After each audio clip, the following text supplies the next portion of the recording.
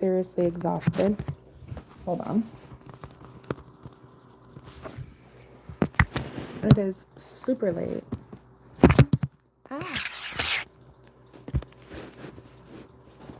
And not the best or cutest. I look weird.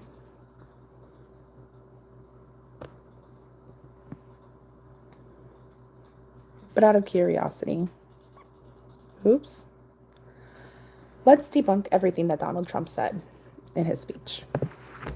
I'm just curious. I'm like genuinely so freaking curious as to everything that he said was, if it was real, if it wasn't fake. So let's hear it with me. And let's fact check everything that he said. I look like a fucking mess. I've been up since like 7 in the morning.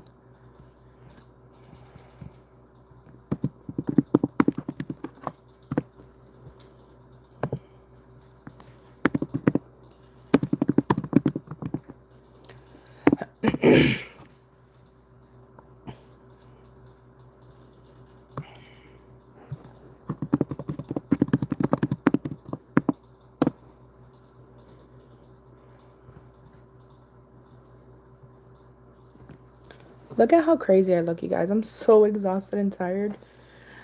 Oh, man. I doubt this video is going to get any views, but I have to do this for my mental health. Look at these ojeras. I'm exhausted. It is midnight. And what are we doing? America is such a fucking shit show. I have the need to educate myself at midnight after feeding all of my animals. And instead of showering and going straight to sleep, because I have to work tomorrow, we're doing this. Let's go, bitches. Because, like, we have to do this. There's a big mess behind me because I'm redoing my closet and I took down everything from my closet and it's in my living room because my boyfriend's fixing my closet and he's, like, making it all nice and pretty. I look so tired. Okay. So. Un momento, por favor. Just move this over. I will be fact checking everything.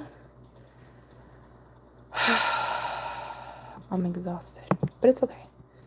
I have to do this for my own mental health because I have to educate myself on what the hell's going on.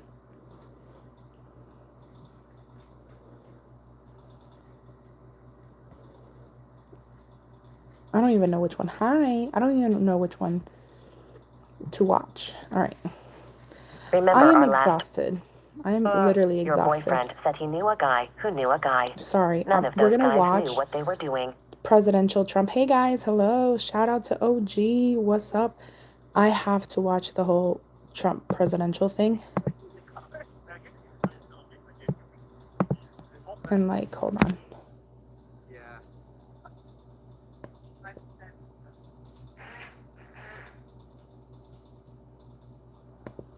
Why can't I hear this? Huh. But as we reclaim our sovereignty, okay, let's hear this together. Security databases are age over 160 years old. We have a healthier country than I thought, Bobby. Oh, there's people. Mount there's people McKinley, with signs oath saying of that office. it's false or not. Ooh, this is gonna be so good. Let's watch this. Let's see if he's a liar or not.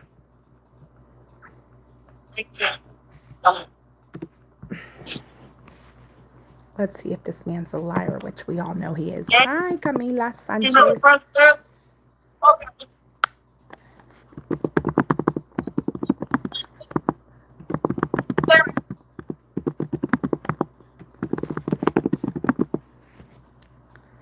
Sorry, guys. I'm cleaning my lens again. Okay. That's much better.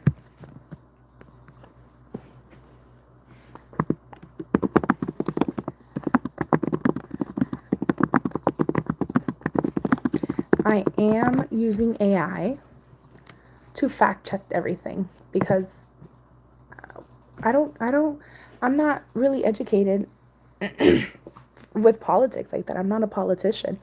So yeah. It's about to start in like 2 minutes. What does that mean?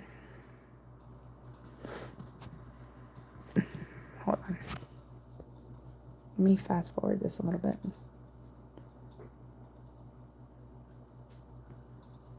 Six weeks ago, I stood beneath the dome of this Capitol and proclaimed the dawn of the golden age of America. From that moment on, it has been nothing but swift and unrelenting action to usher in the greatest and most successful era in the history of our country. We have accomplished more in 43 days than most administrations accomplished in 4 years or 8 years, and we are He just said that all getting those accomplishments started. are good.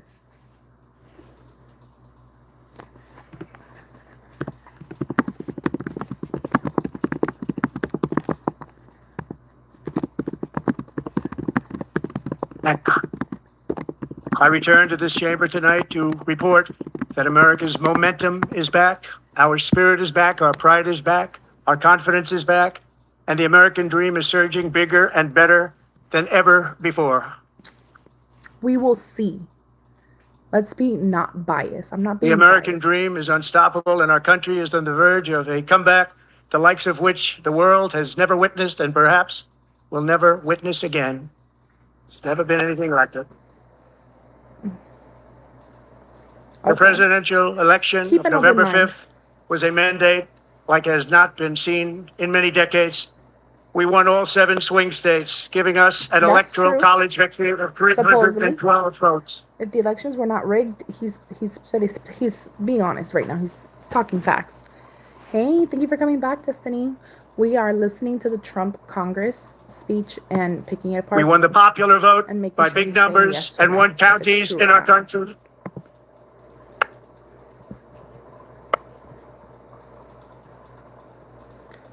Oh shit, people are being mean to him. Hold on, look at what people are saying. I only want to listen to his part, but check this out.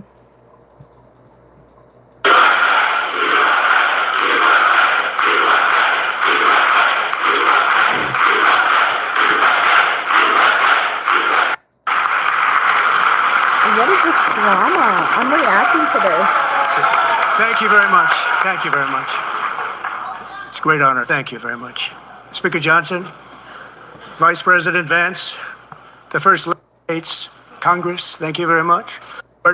That America's momentum is back, our spirit is back, our pride is back, our confidence is back, and the American dream is surging bigger and better than ever before. The American dream is unstoppable, and our country is on the verge of a comeback, the likes of which the world has. This is where he starts getting booed. This is where he starts getting The booed. presidential election of November 5th was a mandate like has not been seen in many decades. We won all 7 swing states, giving us an electoral college victory of 312 votes.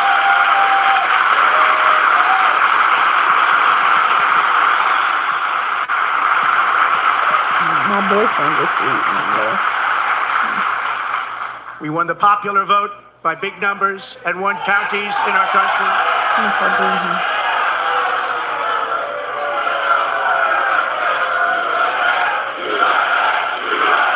This is drama.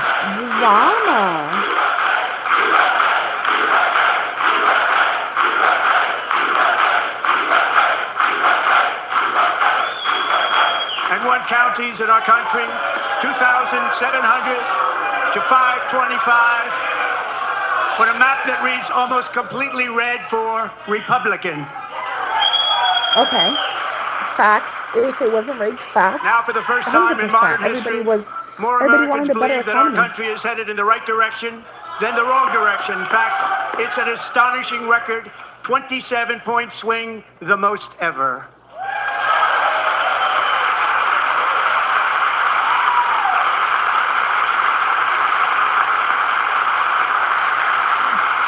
Likewise, small business optimism saw its single. So this is like 2 hours long. I gotta Mr. Green, take your get seat. to the court. Take your seat, sir. Take your seat. Finding that members continue to engage in willful and concerted disruption of proper decorum, the chair now directs the Sergeant-at-Arms to restore order. Remove this gentleman from the chamber. They removed him from the chamber. Who is this man? Educate me, you guys, because I have no idea what's going on.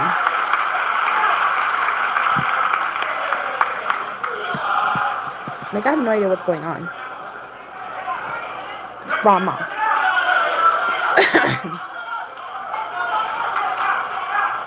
So they kicked him out. Members are directed to uphold and maintain decorum in the House. Okay. Continue. I agree with that because it got a little cray-cray. Over the past 6 weeks, I have signed nearly 100 executive orders and taken more than 400 executive actions, a record to restore common sense, safety, optimism, and wealth all across our wonderful land. The people elected me to do the job, and I'm doing it.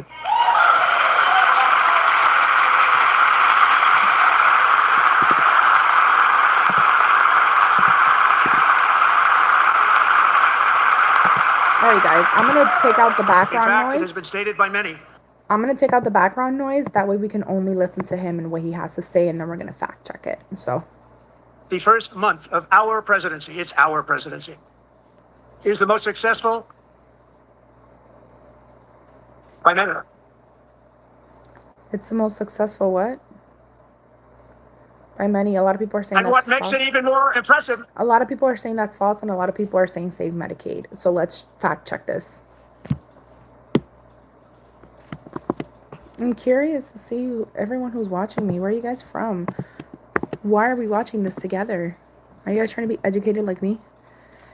Fact check. The first month of our presidency is the most successful. Let's examine that. Defining success can be measured in various ways. Blah, blah, blah, blah, blah. Public, like, just tell me fact or not and why. I'm like trying to use AI. Hopefully this AI isn't being biased. This statement is subjected. It's a subjective, and I could have told you that. We don't know if that's true or not. Lack of specific metrics, opinion versus fact. So, you know, I don't even think I'm going to use a point system. It's just, that's opinion, basically. is that, you know, George Washington. How about that? I don't know about that list, but we'll take it.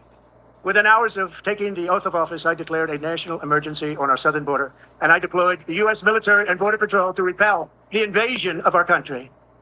And what a job they've done. As a result, illegal border crossings last month were by far the lowest ever recorded, ever. People are clapping, blah, blah, blah, blah, blah.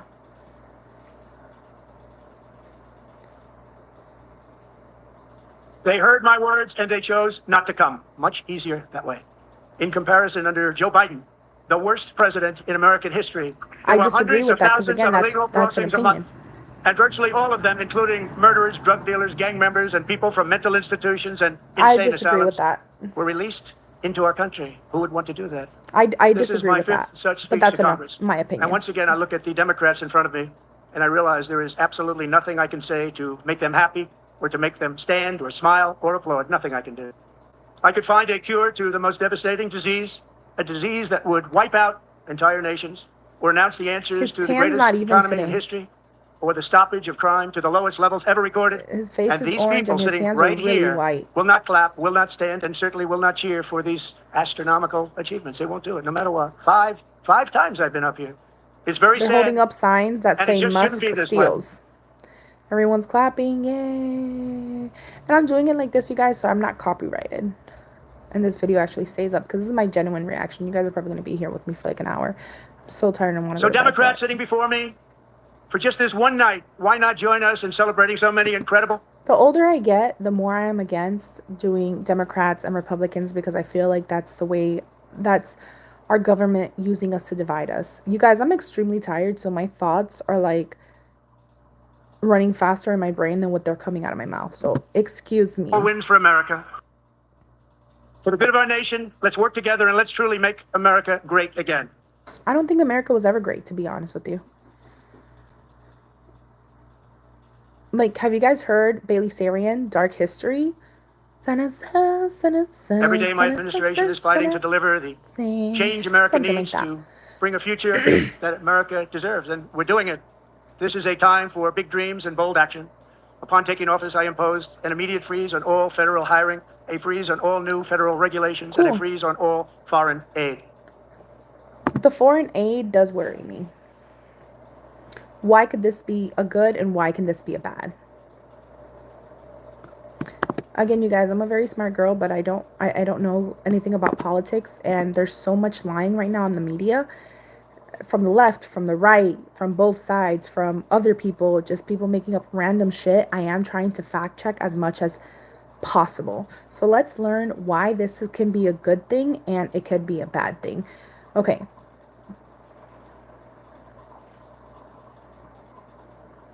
Again, the worst president, Joe Biden, that's just an opinion. It's a comment. Just because somebody says something doesn't mean it's a fact.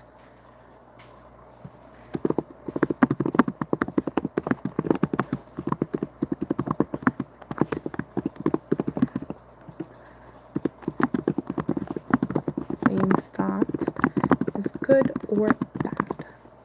I know AI isn't the safest for the environment, you guys, but I promise this is like an actual real thing that I have to do for my mental health and to be more educated. I gotta be more educated. We all do. So why is it seen as good to stop the funding? It's seen as good because obviously freezing funding or hiring can lead immediate reductions to government spending. Understood. Reevaluations, pausing to assess or restructure operations can lead to more efficient and use of resources. Agreed. If that's really what they're going to do and that's really what it's going to be used for, I'm all for it. Reduces overreach. Critics, okay, national security measures often arguing that they can, okay, cool, I understand that now. Why it might be seen as bad. Security risk.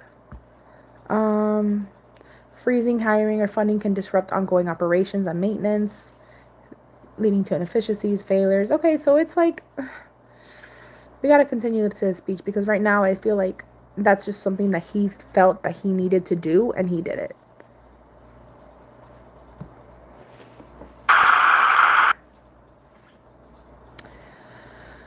I'm trying to speed this up as much as possible. I terminated the ridiculous Green New scam. I withdrew from the unfair Paris Climate Accord, which was costing us trillions of dollars that other countries were not paying. Tell me about this. Is it true?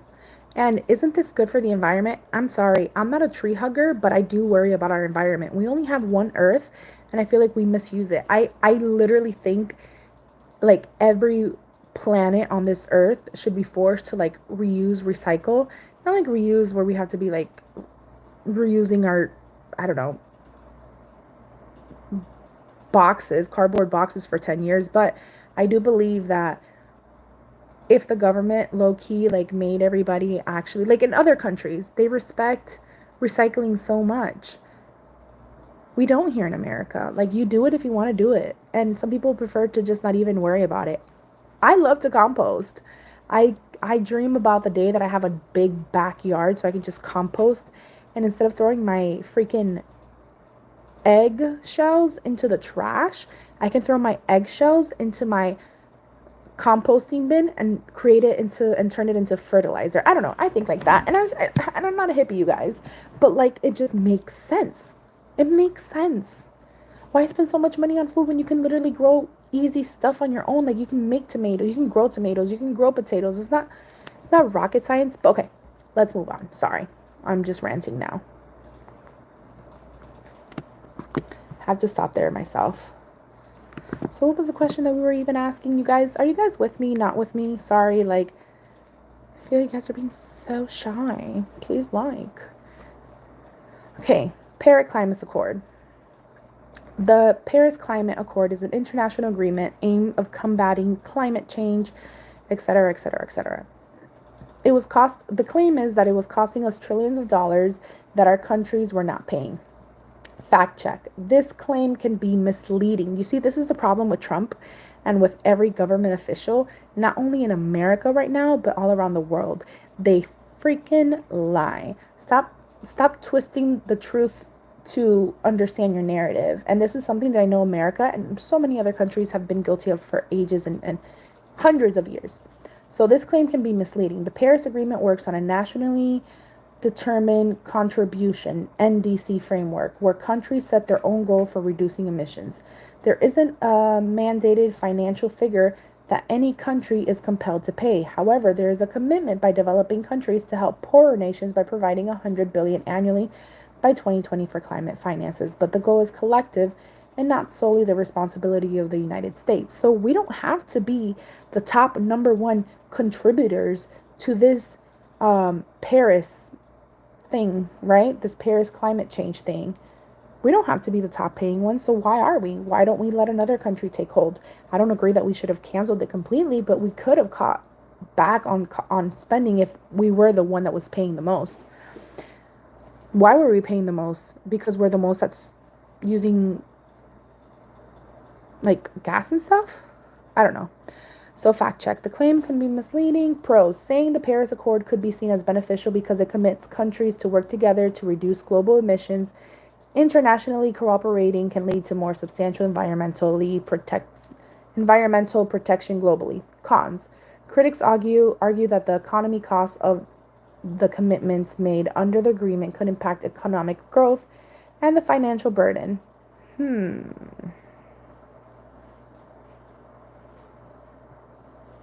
What do you guys think?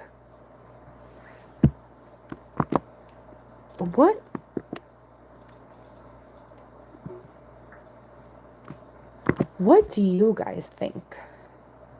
Should we have stayed with the Paris Accord? Are you guys happy that we got out of the Paris Accord?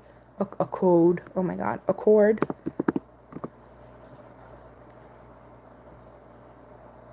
Give me 1 second, you guys. I know this is a live, and I know I'm trying to get through this as fast as possible. Mind you, it's like been an hour. But it's glitchy on my end. I just want to check it. If it's glitchy on my end, but you guys can see me good, you guys are good. I know, that's what I'm trying to do, bro. I'm trying to educate myself. Did I not say this? I'm trying to do, bro. I'm trying to educate myself. Okay. Everything's working good. I just had to check that. Duh. Welcome to my live. I literally just said I'm a smart girl, but I'm uneducated about the situation. You know why I'm uneducated? I decided to go into politics and actually learn about them. Not me, myself, and I go into politics, but actually learn about them because this is important shit that we need to know for the future of our country, and everyone should be educated on this. And can you believe that in the American school system, which I was a child of the public school systems from pre-K to literally like 10th grade, and they never fucking taught us this shit. I'm not trying to debunk Trump. Did you just come into my live? Again, you guys, I'm going to continue to do this. I'm not trying to debunk anyone. I am trying to educate myself and understand the difference between an opinion, which I know what an opinion is. Just because Trump says something doesn't necessarily mean it's 100% truth, because like all politicians, they will lie and they will constantly lie, right? So we're not saying that. I'm saying that the reason I'm doing this live is because I want to fact check everything that he's saying, and I want to know what is a fact that I can actually understand from him. And if he tells me, hey, Francis, this is going to cost $5.99, I can actually believe him and understand him because he's stating facts. Or if I'm going to listen to this fucking speech and just hear him spew his opinions at everyone and not do anything productive. So, that answer your question? All right, so apparently somebody has an issue with my title. Do you guys think I should change my freaking title so it makes more sense to those who didn't come at the beginning of the live? All right, so in your opinion, what should I name this wonderful live? I'm debunking him and knowing the difference between the truth and what's an opinion. I'm debunking all his lies, because you saw how some people were like saying he's lying. And then in the other media, you're saying he's right. So like, there's so much extremist going around right now. I want to look at it for myself, because how many people do you actually think that watch this for like 2 hours? So again, what title should we name it, sir?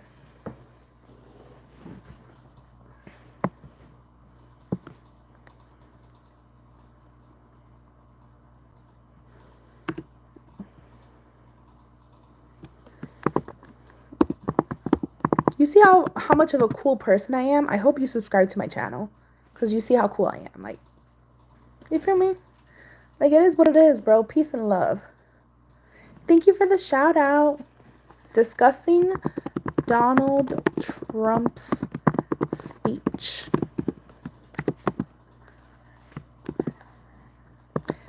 Fact or fiction? I gotta keep my viewers entertained. Discussing Donald Trump's speech. Fact or fiction? Okay. Maybe that worked. Hopefully it did. You're gonna have to get out and go back in. Okay, let's go back to what we were saying. What we were watching.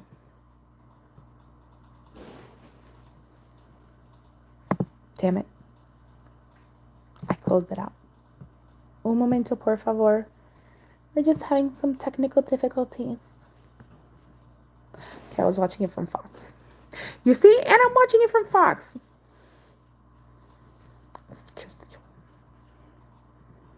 Okay, let's continue. Oh, what in the world is going on? Is this the actual speech? Hold on, guys. Damn it, let me go to my histories. You see, that's how fast I was ready to change the title of my video.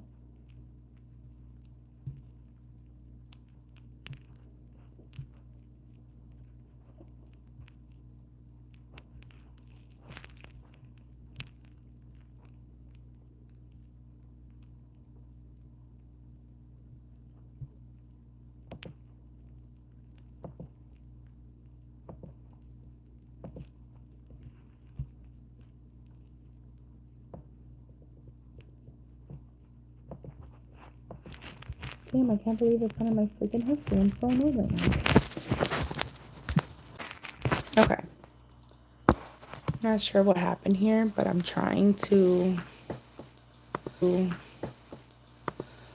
find the same video. Okay, it is 9. It's beginning at 9. There he goes. There we go. You deserve answers and accountability, and that might very well mean firing everyone who has. I got it, you guys.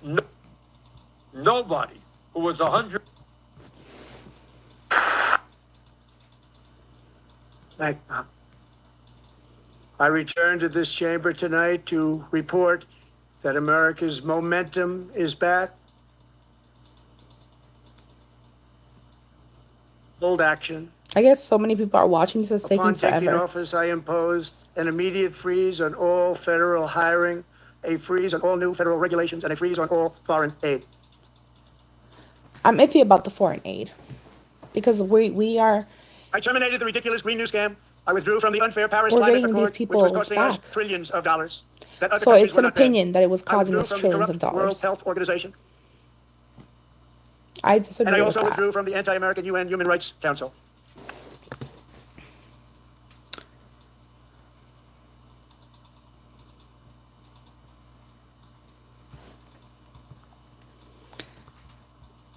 I'm curious to know what the pros and cons are of this.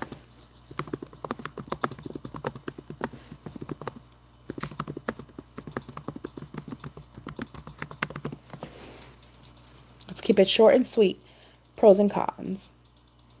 Pros of freezing federal hiring and new regulations, reducing government spending, and regulatory stability. Freezing new regulations can provide a stable environment for business and individuals, reducing compliance. Okay.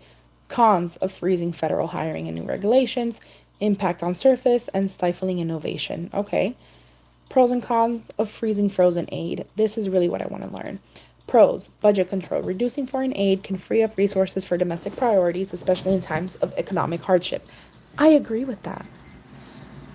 It allows for reassessment of aid effectiveness and blah, blah, blah, blah, blah. Cons, global influence. Reducing aid can diminish our country's influence abroad and weaken its ability to shape global events in its favor. I agree with that. You guys, we're not loved by a lot of people, and we need these freaking allies one way or another. Like, you know? Y'all remember how we won all the other wars? Anyways, Humanitarian impact, cuts in aids have detrimental effects on developing programs. Yes. And I do understand that when our country is in trouble and in need, we really, really, really, really need somebody to like really cut back costs and kind of like tighten our belts, even if it's a temporary change.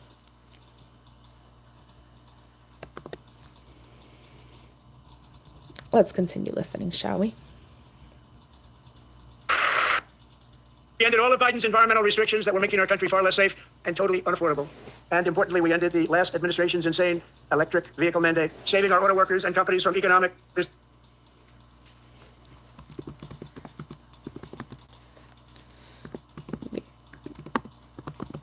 Okay, the electric vehicle mandate, you guys. Low key. Kind of worried about that one because I actually agreed with that one, and let me explain to you why. Why is the vehicle mandate good and why is it bad? Let's be honest for a second. We can't rely on fossil fuel forever. It's gonna go away, and it might go away sooner than what we actually expect and think. And I think we definitely have way too much what we live off of. So it reduces emissions, zero emissions.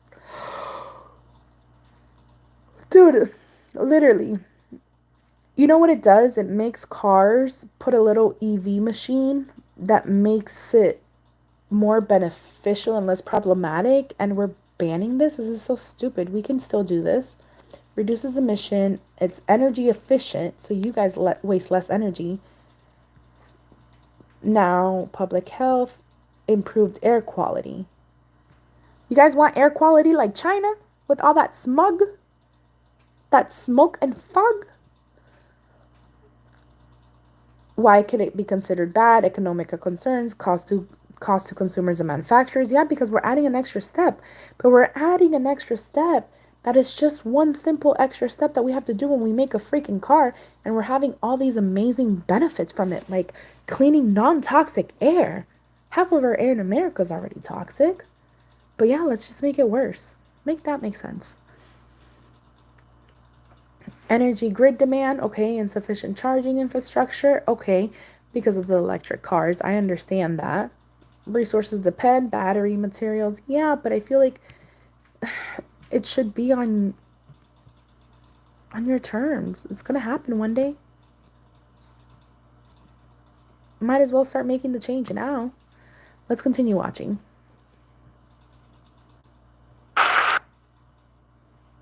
People are clapping. Some people To are unshackle not. our economy, I have directed that for every one new regulation, 10 old regulations must be eliminated, just I don't like know I if did that's in my good or very bad. successful first term. Lexi, what's up, baby? And in that first term, we set records on ending unnecessary rules and already had regulations, like dinner. no other president And a has done treat. before. Wait. We ordered all federal workers to return to the office. They will either show up for work in person or be removed from their job. Okay, that. Wait, Lexi. What, Baba? What, Mama? You want to come on top here? Sorry, guys. Guys, baby, I'm in the live, huh? Okay, no, stop. Give me a second. Okay, you guys. Damn it, Lexi, I forgot what I was going to say now. What did he just say? America needs future America deserves, and we're doing it. This is a time for big dreams and bold action. Damn it, I forgot what Upon you taking said. office, I imposed an immediate freeze on all federal hiring, a freeze on all new federal regulations. Oh my gosh, I went way too back. For first time. I forgot. And in that first term, we set records on ending unnecessary rules and regulations like no other. As long as the president had done 10 before. regulations We that he ordered wants all to get federal rid workers of to return are to the actually office. worth They getting will rid either of. show up for work in person or be removed Oh. from their job. Thank you. That's what you were saying. So, I feel like I can do my job from home, but I don't get to work from home, and I'm really okay. Estamos analizando literalmente todo lo que él dijo. Qué horror. Al trompudo. So, I'm dumbfounded.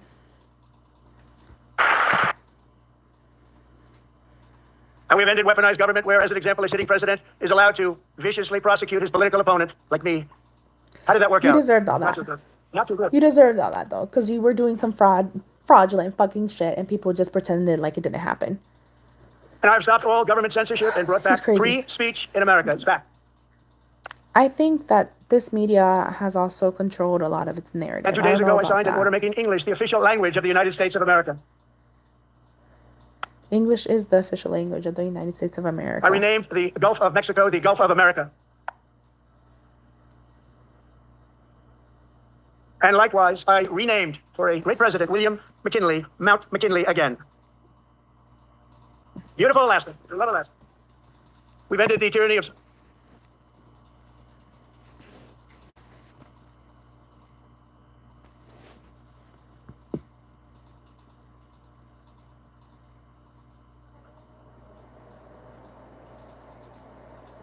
Well, he just said that English is the official language of the U.S. He says that he changed that.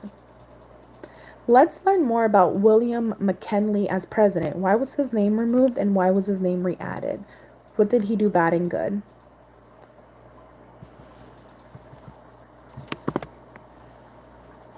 No, yeah, he just said that he changed it. Google it real quick. He just said that he changed it.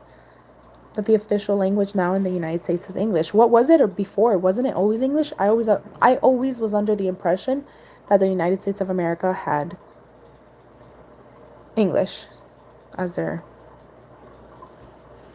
He's a racist. Okay. English. Regarding the claim about English being the official language of the United States, it's important to note that the U.S. has no official language at the federal level. Some states have laws designated English as their official language. At the national level, no law exists. So didn't he just sign that into law? He did. That's what he said he did. Well, William McKinley and Mount McKinley. William McKinley was the 25th president of the United States, serving from 1897 until 1901. He had a significant economic growth, Spanish-American War, exonerated terrorists like Puerto Rico, Guam, and the Philippines. The peak known as Mount was renamed Denali in 2015, restoring its Alaskan native name. Okay, so that was the original Alaskan native name. And they decided to just name it Mount McKinley. It already had a name. This change was made to the respect of the native people of Alaska, and the decisions to rename it back would be politically and culturally significant, reflecting differing views on national identity and history. That can be in the history books that it was renamed in like the 1800s and then again renamed to its original name in 2015. That can be in the history books. Why can't we have both? I don't get it. Crazy, so crazy. And culture, each decision has its layer impact. Blah, blah, blah, blah, blah, blah, blah. Let's continue.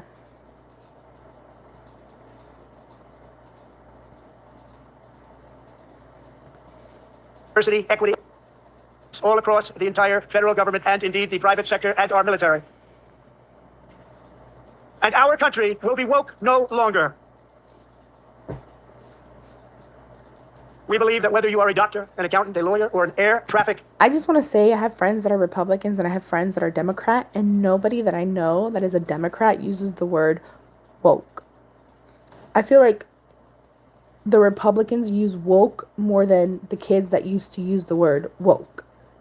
Stay woke. That was kind of very cringe. Sir, please, let's keep proper English in place. Thank you. You should... That was funny. On skill and competence, not race or gender. Very important. Skill and incompetence. Okay, and not race or gender. I agree with that. You should be hired based on merit. And the Supreme Court, in a brave and very powerful decision, has allowed us to do so. Thank you. Thank you very much. Thank you.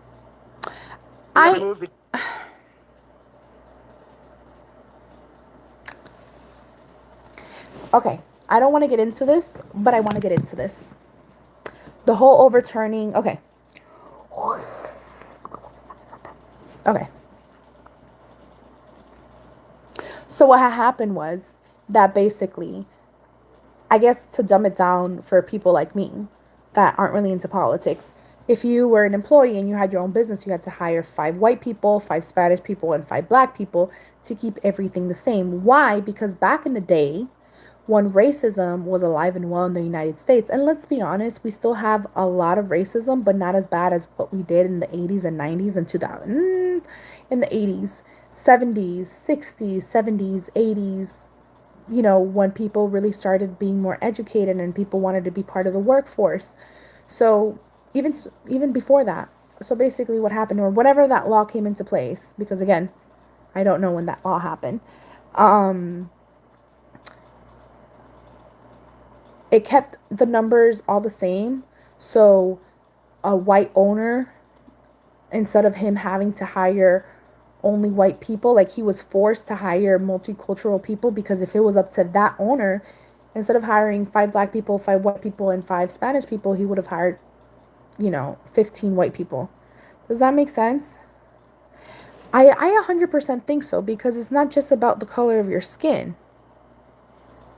I feel like it comes down to, out of the 100 black people that applied, what are the top 5 black people that are most skilled for this job? And I feel it's the same way about the white people. Out of the 100 white people that applied for this job, what is the top 5 skills or highest white people that have this skill?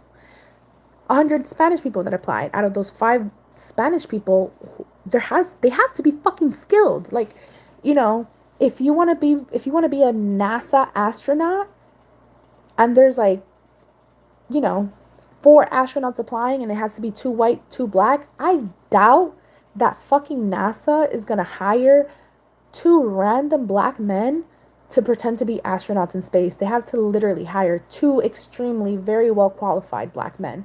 Does that make sense?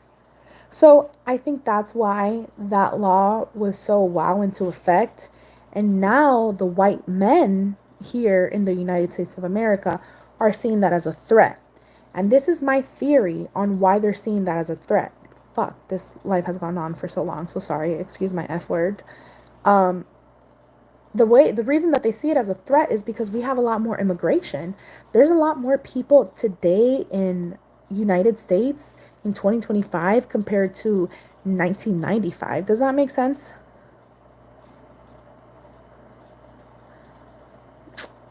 I don't know what to say about that, because I don't know. No, I'm using the word black, white, Hispanic, so like it's nothing against being racist against white people. We're not, no. Ew, we're not doing that here.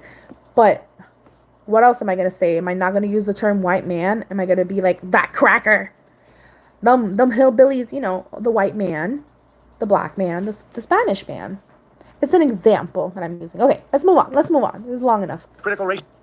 But that's what I And I think. signed an order making it the official policy of the United States government that and female.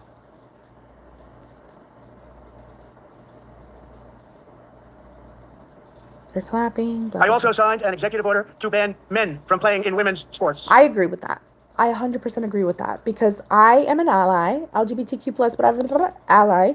3 years ago, Peyton McNabb If you want to be a trans woman, if you want to be a trans man, baby girl, do you, boo? Like, no harm, no foul. That's your life. You're gonna live your life the way that you want it, and I'm gonna respect your decision and choice, even though if I'm not a trans person, like, that's you. Live and let live. I'm a big believer in live and let live. However, unfortunately, if you are a trans woman, in my eyes, you will always be a trans woman. If you are a trans man, in my eyes, you're always going to be a trans man. Does that make sense? Like, oh, I forgot to say Asians. I got to say, yeah, don't worry. I got you. I'm going to say Asians next time. So I agree. We need more Asians in the NBA, bro. I agree, bro. You know how cool that would be? Amazing. Wow. But I don't think the problem that we don't have that many Asians in the NBA, because I don't think a lot of Asians are applying to be in the NBA. Like, not trying to be racist, but I don't think, Mr. and Mrs. Hong want to go ahead and have their Asian child be a basketball player. But yeah, we do need more Asians in the NBA. I agree with you. But the fact that, you're gay, that's cool. It doesn't matter if you're gay, bisexual, lesbian, ace. I don't fucking care.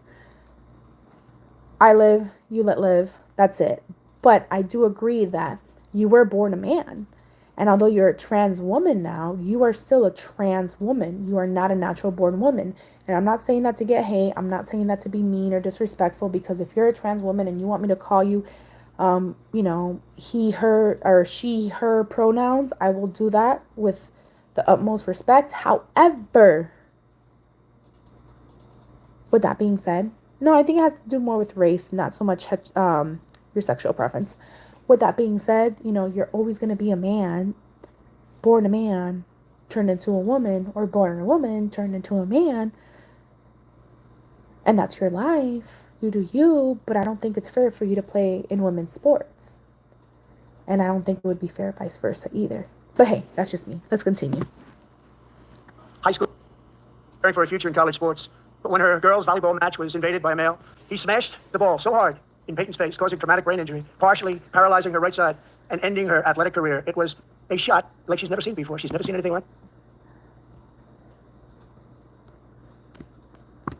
Is that true that that really happened?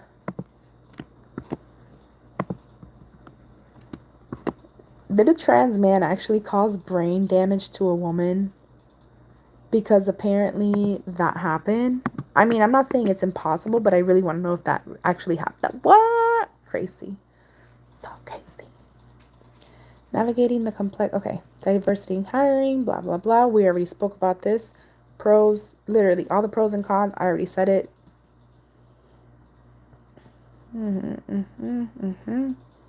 It's thinking.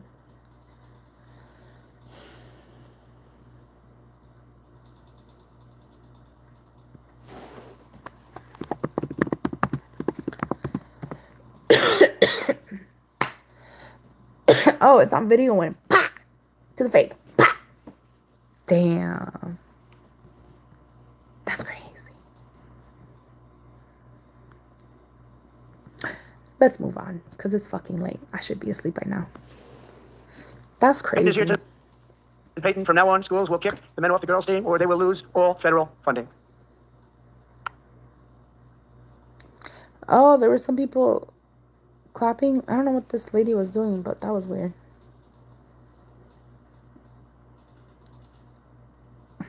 And if you really want to see numbers, just take a look at what happened in the women's boxing, weightlifting, track and field, swimming, or cycling, where a male recently finished a long-distance race, 5 hours and 14 minutes ahead of a woman for a new record by 5 hours. Broke the record by 5 hours. It's demeaning for women, and it's very bad for our country. We're not going to put up with it any longer. Good night, honey. Have a good one. I agree. Like, I just feel like peace and love, bro. You know what I mean? Like, I feel like the government and other things try to separate us as much as we possibly can to cause that confusion and to cause that separation, so they have more control over, like, us and them. Does that make sense? I don't know. I have a lot of Republican friends and I have a lot of Democrat friends, and I love that we can all hang out and respect each other and have different views and drink a beer and laugh it over. And those are some of my best friends. Right? R2D2, I'm over here trying, but I thank you guys for the views. Good night, whoever has to go to bed. I have to go to bed too, but I gotta finish this. We gotta finish this and then go to bed. We're almost there. I have it on fast forward.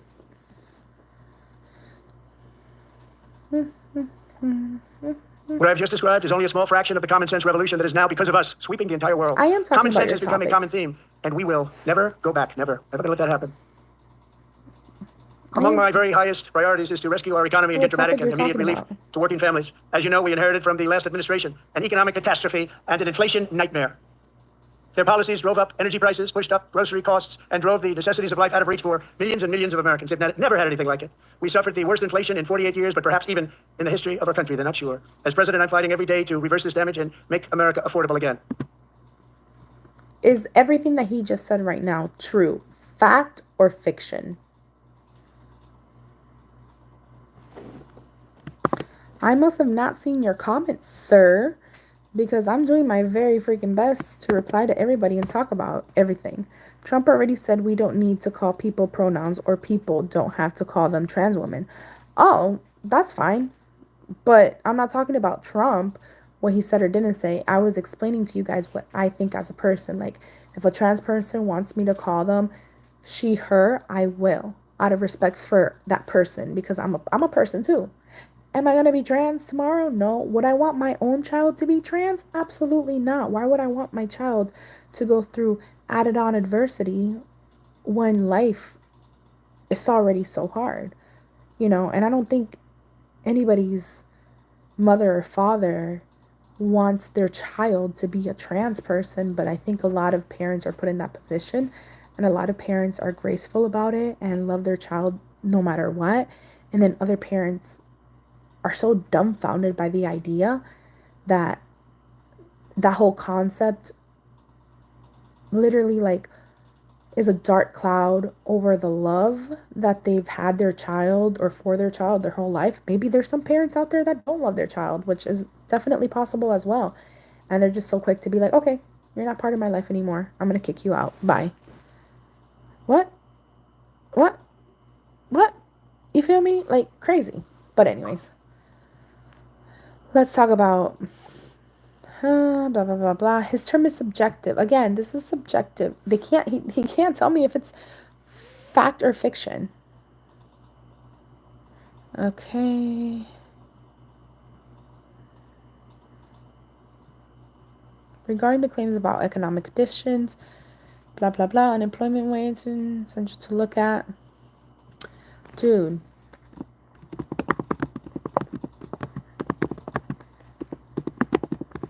Oh, stop being a troll. No gay person's gonna raise. See, no gay person will actually raise their child on purpose to be gay. I'm being such a whiny little bitch.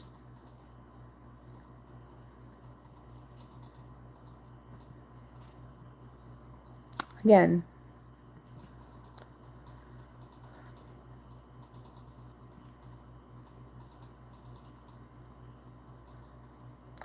this situation was complex and required nuisance management to support recovery and addresses ongoing challenges such as employment losses and sector-specific downturns. That was literally the fucking answer. Crazy.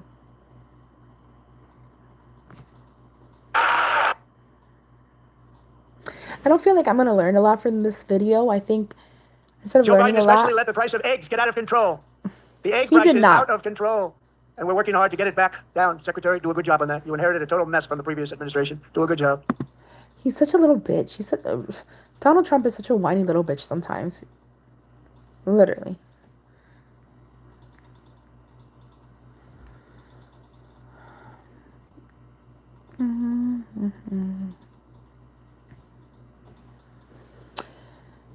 Anyways, don't be super rude or like dumb as fuck on here, please, and thank you. Appreciate it. Like I was saying, you guys. Is it true that it's Biden's fault that the price of egg went up? Yes or no? Yeah, you're gonna be dumb as fuck on here. Like, go play with somebody else's life. There's so many people on live. Go somewhere else, bro. I don't got time for that. Not even deleted. I put his ass on timeout. He got the timeout. No. Timeout. 24-hour timeout. I think it was like 30 minutes. Regarding the question about whether it's Biden's fault that the price of eggs went up, it's important to understand the pricing of eggs can be influenced by a variety of factors, including and not limited to government policies, blah, blah, blah, blah, blah. Anyway, supply chain was disrupted by COVID-19 pandemic. Feed prices, the cost of feed can influence the price of eggs, government policies. In summary, the rise in egg prices cannot be attributed to President Biden alone, as it reflects a complex interplay of various economic and logistical factors. It's more likely that any increase in the prices is due to the broader economic pressures rather than a specific presidential policy. So basically, he just decided it was Biden's fault, and it was easier to just say, hey, it's Biden's fault, instead of letting the American people know that it's just not one variable, it's multiple variables that play into the economical logistical factors. Damn. Sorry if I read really fast. I'm like skimming through it. Damn. So it's just easier to be like, it's Biden's fault. But y'all gotta educate yourself because it's just more complicated than what I fucking thought. I gotta go to bed. Hopefully this is almost done. A major focus of our fight to defeat inflation is rapidly reducing the cost of energy. The previous administration cut the number of new oil and gas leases by 95%, slowed pipeline construction to a halt, and closed more than 100 power plants. We are opening up many of those power plants right now. I agree with doing that because it has more pros and cons. Is that correct? What are the pros and cons?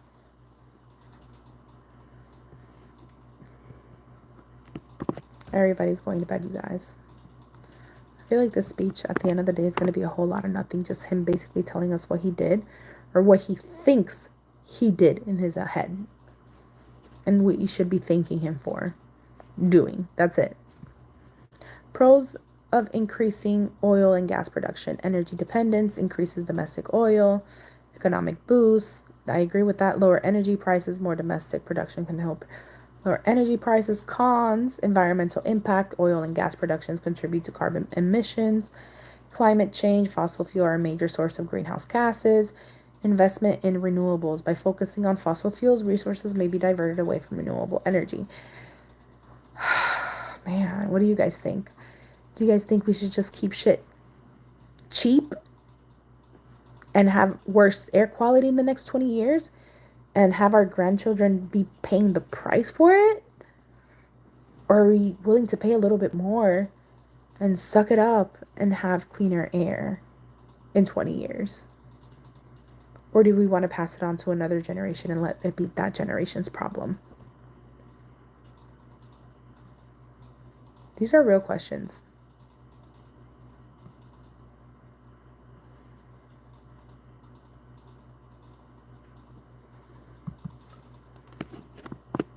Yeah, it's a lot to think of. No, I'm going to watch it.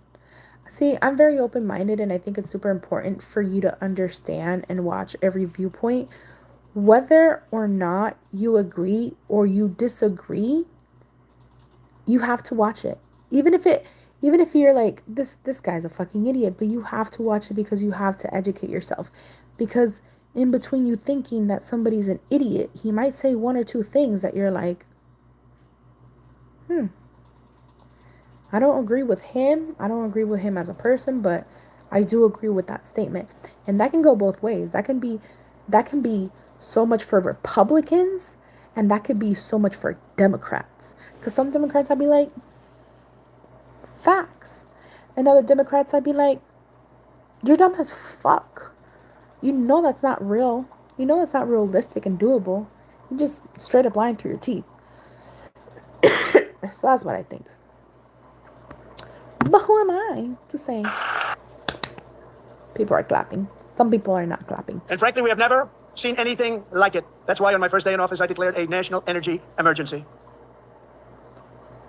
As you've heard me say many times, we have more liquid gold under our feet than any nation on earth, and by far. And now I fully authorize the most talented team ever assembled to go and get it. It's called Drill, Baby, Drill. I don't agree with that. I think that's going to be worse in the long run. They're okay with My that. administration is also working on a gigantic natural gas pipeline in Alaska, more money, among the largest in the world, people. where Japan, South Korea, and other nations want to be our partner with investments of trillions of dollars each. There's never been anything like that one. It will be truly spectacular. It's all set. And later this week, smarter people. And production of critical minerals and rare earths here in the USA.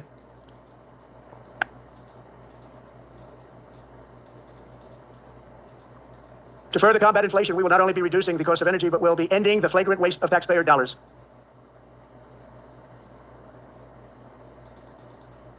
And to that end, I have created the brand new Department of Government Efficiency, DOGE. Perhaps you've heard of it. Perhaps. Which is headed by Elon Musk, who is in the gallery tonight.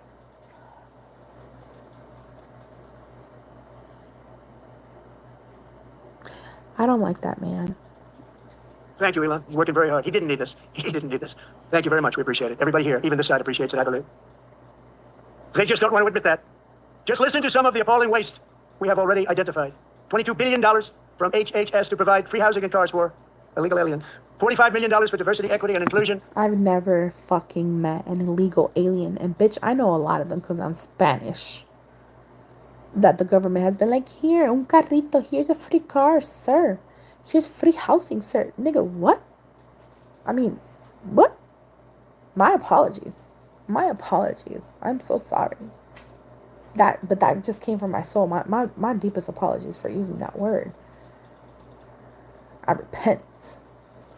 I never say that, but like dumbfounded because never in my motherfucking life have I seen an illegal immigrant get a handout. They're illegal. You do know you need a social security number to apply for food stamps. You know that. You need a social security number. You need to be illegal. Legal, not illegal. Never, ever, ever in my life have seen an illegal immigrant. In my personal opinion, with my eyes, an illegal immigrant, I've never seen them get handouts. And they pay taxes. Because a lot of them, what they'll do like an EIN number or an FEIN number, something like that. It's like a fake social security number where they're able to pay the IRS money. They're like, hey, listen, hi, I'm an illegal immigrant, but I'm here on business, and I own this business, and I make $100,000 a year in cash. Hypothetically speaking, that's not realistic. Let's say I make $20,000 or $25,000 a year. You know what I mean? And then they pay the IRS. I know this because I used to work in an IRS office, y'all. Like, I know this because I literally worked there. They pay the IRS what they think their contribution of tax should be to the government. And a lot of illegal immigrants do this as a show to America of good faith. Like, hey, I'm here like on a visa and I have a little side hustle and I work only like 4 hours a day because that's what I can legally do with like what is that? A B5 or a B2? I don't fucking know. One of those visas that you can like come over temporarily with. I don't know the name of it. And I made this much money, this much an hour. Here's what I think I should owe you guys in taxes in good faith because I'm a good person, I'm a good human. So then when they try to get an immigration status legally, that's like an extra point for them in the government. Like it's an extra point for them. Like, hey, look, they're illegals, but look, they've been paying their taxes for 5 years. I think we should give them papers. Let's just go ahead and give them papers. And let me tell y'all, that shit happens every day. Every day. Approve the social of sedentary migrants. Nobody knows what that is. $8 million to promote LGBTQI+ in the African nation of Lesotho, which nobody has ever heard of. $60 million for indigenous peoples and Afro-Colombian empowerment in Central America. $60 million. $8 million for making mice transgender. This is real. $32 million for a left-wing propaganda operation in Moldova. $10 million for male circumcision in Mozambique. $20 million for the Arab Sesame Street in the Middle East. It's a program. $20 million for a program. $1.9 billion to Nation of Homes Committee, headed up, and we know she's involved. Just at the last moment, the money was passed over by a woman named Stacey Abrams. Have you ever heard of her? A $3.5 million consulting contract for lavish fish monitoring. $1.5 million for voter confidence in Liberia. $14 million for social cohesion in Mali. $59 million for illegal alien hotel rooms in New York City. He's a real estate developer. He's done very well. $250,000 to increase vegan local climate action innovation in Zambia. $42 million for social and behavior change in Uganda. $14 million for improving public procurement in Serbia. $47 million for improving learning outcomes in Asia. Asia's doing very well with learning. We know what we're doing. We should use it ourselves. And $101 million for DEI contracts at the department. It's not bullshit status, babe. They're not changing their status. You're not understanding what I'm saying, Austin.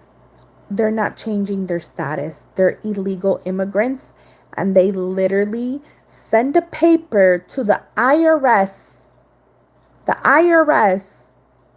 of the United States of America, and they say, hey, I'm Juanito Perez. I'm an illegal immigrant, and I'm working illegally using this EIN number as a, I don't know, lawnmower, part-time lawnmower. I made this much money in the US, and I think this is your cut, and this is what you guys would charge me if I was a legal resident. So they're not changing their status. And Google this, you guys. Maybe you guys can be more educated on it than I can. You literally do your EIN number, or FEIN number, one of those two. I forgot. This was a couple years ago. It is happening, and the government is getting paid. A lot of these people that were deported are not going to pay their taxes this year. We're going to be fucked, is what I'm trying to say. And the United States is they're so two-faced. What they should have done to these illegal immigrants that are trying to pay their taxes, they should have been like, yo, wait. You're telling me that you're an illegal citizen and you're trying to pay your taxes to America? Your ass should get deported. No, their asses don't get deported, because a real country that doesn't want illegal immigrants in the United States, a real country that doesn't want their illegal immigrants here in their nation, an illegal immigrant is going to try to pay them money. That's a bribe.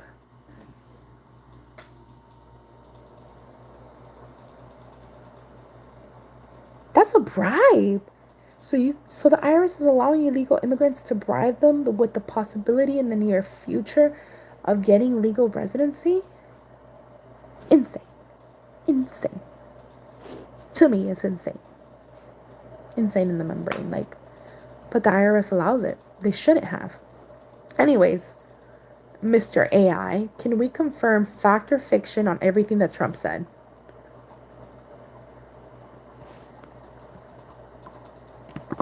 But see, the United States government is cool with doing that when it's at their benefit.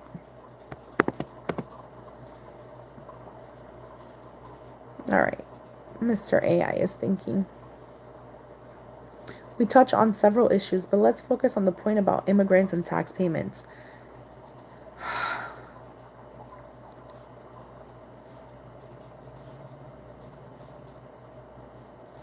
Okay. Mr. AI is going to explain exactly what I was trying to say.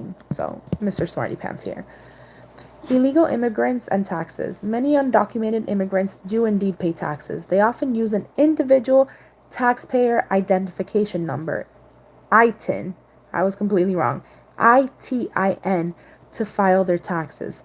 The ITIN allows the IRS to process taxes without a social security number, which illegal immigrants do not have. But they're still paying their taxes, even if they're illegal. What? Which illegal immigrants do not have. Contrary to some misconceptions, many undocumented immigrants contribute to the tax revenue without being eligible for many of the benefits these taxes support. You get what I'm trying to say? They're not getting a refund. What? Crazy.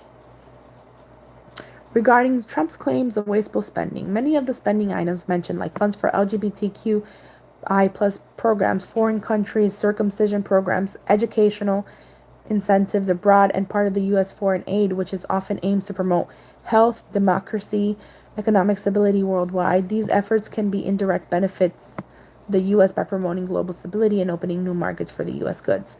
The specific claims about millions for transgendered mice or millions for illegal alien hotel rooms are often exaggerated or taken out of context for political rhetoric. Fact or fiction. Many political statements are a mix of fact and fiction. No, we just want what's fact and what's fiction. Often framed to serve particular narratives to crucial fact, blah, blah, blah, blah, blah. Sounds like they're trying to sift their way. So you do it. So you check it. You check it. You fact check everything. Sir, do your job. And give us answers. The claims about illegal immigrants receiving extensive government benefits like free cars and housings are not supported by facts. So that was in fact a lie. The misinformation often occurs, I don't care, because he's a liar, that's why it often occurs.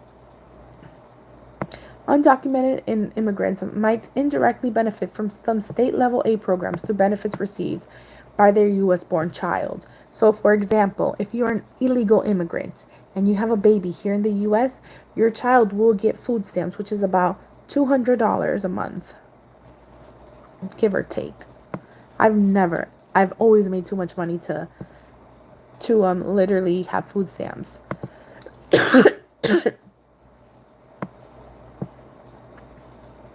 Regarding the environmental policies and other economic claims, it's important critical to evaluate some considerations, blah, blah, blah, blah. So, yeah, some of the stuff he's saying is correct, but a lot of the stuff he's saying, I guess, is correct, but a lot of the stuff he's saying is exaggerated by him. Like, sir, do what you gotta do. You don't have to exaggerate anything if that's truly what you're doing. Nothing even like it. Under the Trump administration, all of these scams, and they're far worse, but I didn't think it was appropriate to talk about them. They're so bad. Many more have been found out and exposed and swiftly terminated by a group of very intelligent, mostly young people, headed up by Elon, and we appreciate it. We found hundreds of billions of dollars of fraud. Is that specific true?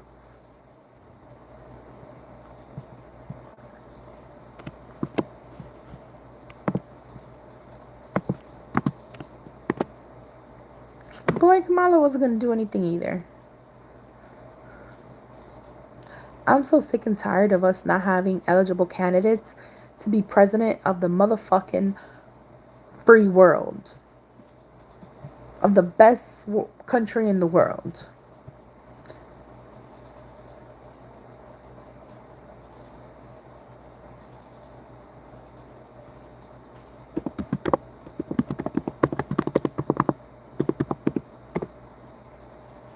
So yeah, I think they're both equally horrible, and I don't think either one of them is going to be a benefit for the United States, to be honest.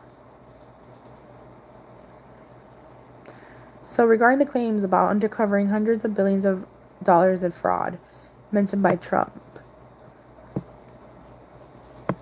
in reality seems less clear-cut. According to a review, while there is an acknowledgement of wasteful spending with the government, the assertion that this constitutes massive fraud is not supported by solid evidence. Fraud implies illegal activity with intent to deceive, which is harder to prove than mere waste or mismanagement.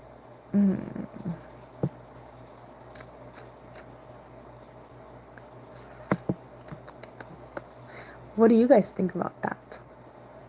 Because although it's not illegal, we don't want the government to waste or mismanage our funds. Because remember, everybody, we fund the government.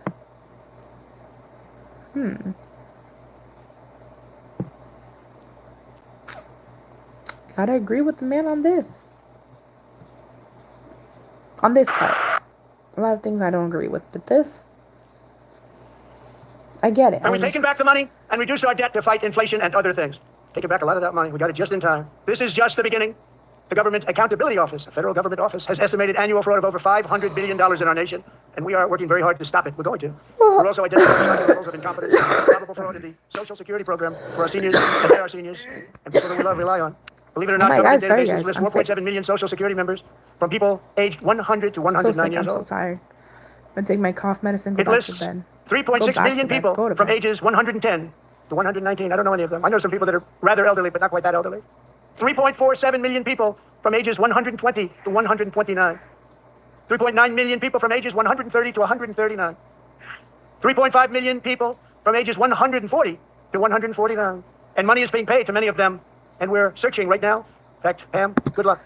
And who, is that true? Can you fact that? Can you fact check the Social Security for me, please? I want to know exact numbers. Do your research and just give me an answer as an AI.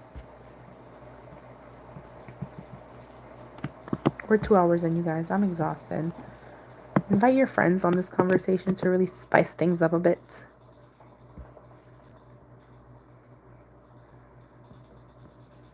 Don't forget to like. Don't forget to subscribe to my channel.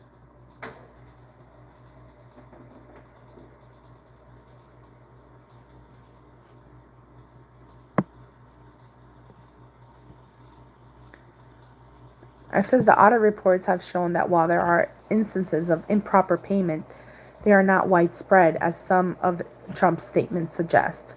The vast majority of Social Security recipients are receiving payment properly. Okay, or of payments to deceased individuals are externally old ages are relatively rare and often quickly rectified when discovered.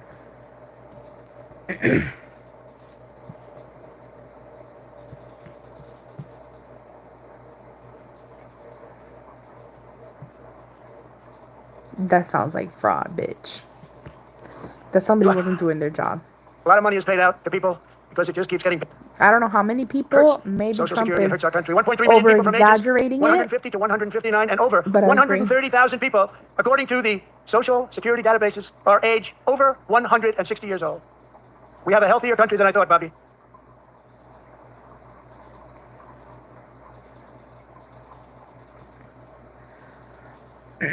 Including, to finish, 1,039 people between the ages of 220 and 229, one person between the age of 240 and 249, and one person is listed at 360 years of age.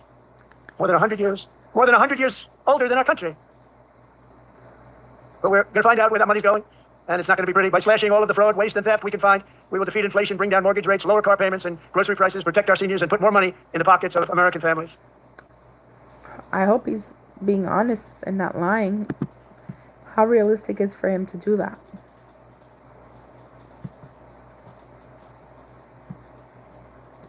I really want to know if he realistically is going to do that. Hey, that's awesome for him. But my thing with Trump is that he has lacked consistency, and we know this. Mortgage rates are primarily influenced by the Federal Reserve's policy, investor demand for U.S. Treasury, and overall. Similarly, car payments are affected by interest rates, consumer credit availability, and economic demand. While improved government efficiency can help economic stability, it would not directly set. It's not gonna affect any of that. Grocery prices are affected by a wide array of factors, including agricultural policies, you know what I mean, the farm policies, commodity prices, international trade conditions, which is going horrible right now, as we can see. Domestic economic policies, cutting government waste, blah, blah, blah, blah, blah. General economical health, all of that. Realistic expectations. While the goals outlined are commendable and important for fiscal health, their direct impact on the aspect mentioned, like defeating inflation or dramatically lowering costs such as mortgage rates, car payments, may be overstated. So he's an over-exaggerator. We know this. He over-exaggerates everything, and there's no need for that. If you're a good president, you don't have to oversell anything to your people, including but not limited to reducing waste and fraud. And I feel like he likes to over-deliver to people, so people get excited and emotional attachment to it. So when it doesn't happen, he's like, it's okay that didn't happen. I have bigger things coming. Like, what? So when something seems like a little truthful, you believe every word he says, although he's still over-exaggerating and overselling without the need to be. I don't like that. Managing expectations and understanding the border economics can help set realistic expectations, assessing the problem. In summary, while reducing government waste and fraud is beneficial and can contribute to overall economic health, its direct impact on specific economical outcomes like inflation, mortgage rates, grocery prices is limited and mediated by many other factors. So most likely you can't do shit about it. Let's continue watching this shit show. I'm ready for bed. And today interest rates took a beautiful drop, a big beautiful drop. It's about time. And in the near future, I want to do what has not been done in 24 years. Balance the federal budget. We're going to balance it.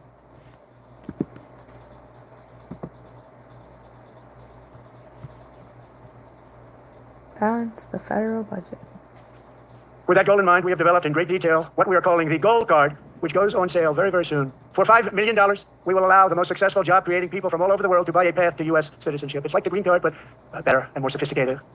And these people will have to pay tax in our country. They won't have to pay tax from where they came. The money that they've made, you wouldn't want to do that, but they have to pay tax, create jobs. They'll also be taking people out of colleges and paying for them so that we can keep them in our country instead of having them being forced out. Number one at the top school, as an example, being forced out and not being allowed to stay and create tremendous numbers of jobs and great success for a company out there. So while we take out the criminals, killers, traffickers, and child predators who are allowed to enter our country under the open border policy of these people, the Democrats, the Biden administration, the open border insane policies that you've allowed to destroy our country, we will now bring in brilliant, hardworking job in people from ages 130 to 139. 3.5 million people from ages 140 to 149. Social Security. People from ages 100 years, the federal bureaucracy has grown until it has crushed our freedoms, ballooned our deficits, and held back America's sleeve. By pioneers and risk takers, now drowns under millions and millions of pages of regular. So basically, if you want to come to America, we're only accepting your green card gold pass if you pay us $5 million. So only rich people are allowed to come to America. I guess to 10 stimulate the days to get, economy. instead take 10 years, 15 years, and even 20 years before you're rejected. Meanwhile, we have hundreds of thousands of federal workers who have not been showing up to work. My administration will reclaim power from this unaccountable bureaucracy, and we will restore true democracy to America again.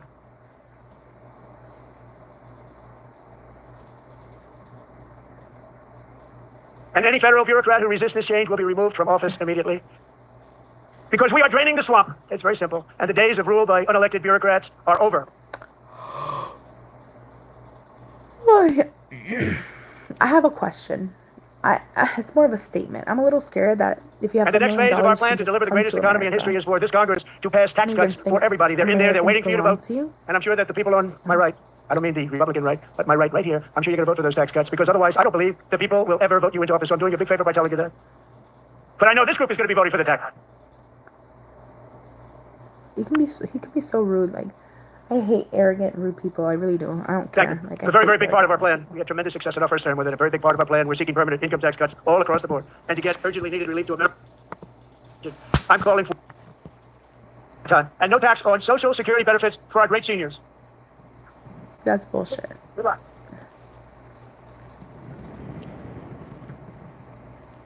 And I also want to make interest payments on car loans tax deductible, but only if the car is made in America. I can understand that. Oops. And by the way, we're going to have growth in the auto industry like nobody's ever seen. Plants are opening up all over the place. Deals are being made. Sorry. Never seen. That's a combination of the election win and tariffs. It's a beautiful word, isn't it? That, along with our other policies, will allow our auto industry to absolutely boom. It's going to boom. Spoke to the majors today, all three, the top people, and they're so excited. In fact, already numerous car companies have announced that they will be building massive automobile plants in America, with Honda just announcing a new plant in Indiana, one of the largest anywhere in the I world. understand that. It's America. You should be driving all American-made cars.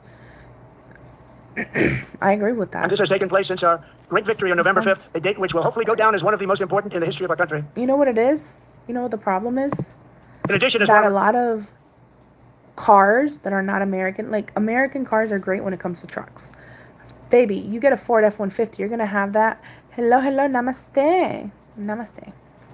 If you get a Ford F-150, you're going to have that car for like 10 plus years. If you get a Ford Fusion,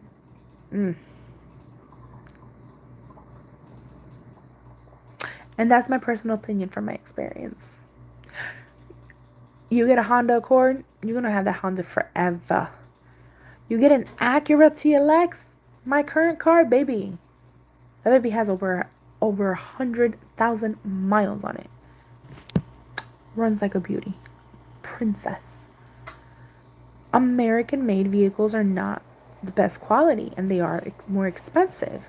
I know that if you're like in the army or like the Navy or like you work for the government, you get like a little deal if you buy an American vehicle.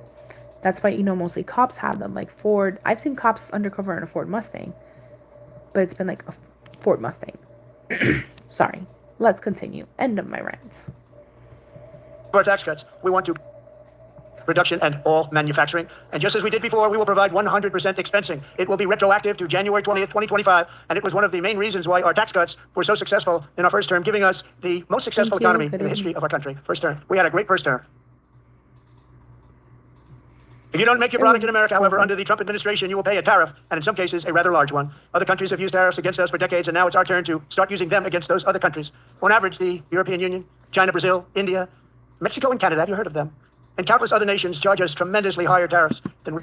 Is it true that Mexico, Canada, and everybody else charges us a lot more higher tariffs? Is it fact or fiction? You do the work and do the research.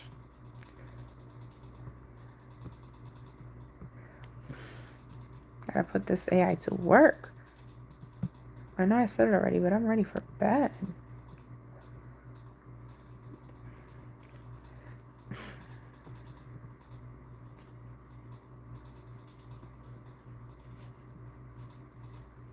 It's loading. It's thinking. Based on a recent tariff data, it's not accurate. Liar. Trump is a fucking liar. We know this. And this is why I am so untrustworthy of him, because he does great things, and then he does some bullshit, and he pulls this information out of his ass, and he says it's bullshit, And then people like me don't trust them anymore. Like, why can't you just be consistent and just tell us all the good shit that you're doing without having to over exaggerate it or sprinkle little lies here and there? I feel like if you're sprinkling these little lies here and there, there's an issue with your character. And you know, like those people that just lie for no reason. Have you guys ever had those friends in high school that would just be like, hey, you know, on Sunday, my mom took me for a banana split, and it was the best banana split I've ever had. We had to go all the way out of town for it. You're just looking at this dude like that was fucking random information. Like, okay, cool that your mom took you to get a best banana split out of town. Like, I didn't even ask you what you were doing, you know, over the weekend, but that's cool. Cool beans. Good for you. Like, Trump is that kind of friend that will just like over exaggerate and oversell something for no reason. There's no need. If you're already doing good things that people agree with you, you don't have to over exaggerate and add lies to it. Now you're just trying to start a cult and get extremists on your side. You're cuckoo. We charge them. It's very unfair. Charges us auto tariffs higher than 100%. Okay. Sorry. My apologies. I didn't. Over 100%. That's a lie. So let's say higher tariffs compared to the United States. The lowest tariffs. Okay. The U.S. itself maintains one of the lowest average tariffs rates globally, about 1.5%. Countries like Canada and China have similarly low tariff rates, around 2.4 and 2.3 respectively. This suggests that while there are variations in tariffs costs, different countries and specific products, blah, blah, blah, blah, blah.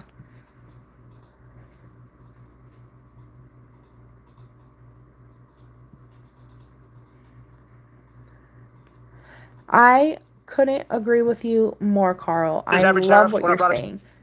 I love that. And South Korea's Thank average you for tariff is 4 saying times that. higher. I really appreciate that message. And we give so much help militarily and in so many other ways to South Korea, but that's what I really appreciate that Friend message. and foe. This system is not fair to the United States and never was, and so on April 2nd, I wanted to make it April 1st, but I didn't want to be accused of April Fool's Day. It's just one day, which costs us a lot of money. But we're going to do it in April. I'm a very superstitious person. April 2nd, reciprocal tariffs kick in. And whatever they tariff us, other countries, we will tariff them. That's reciprocal, back and forth. Whatever they tax us, we will tax them. If they do non-monetary tariffs to keep us out of their market, then we will do non-monetary barriers to keep them out of our market. There's a lot of that, too. They don't even allow us in their market. We will take in trillions and trillions of dollars and create jobs like we have never seen before. I did it with China and I did it with others, and the Biden administration couldn't do anything about it because there was so much money they couldn't do anything about it. Explain this to me because I didn't understand. So does this mean that he's not going to charge them 25% tariffs? Or if they only charge us 1% tariff, he's going to only do 1% tariff? Is that what he's trying to say, you guys?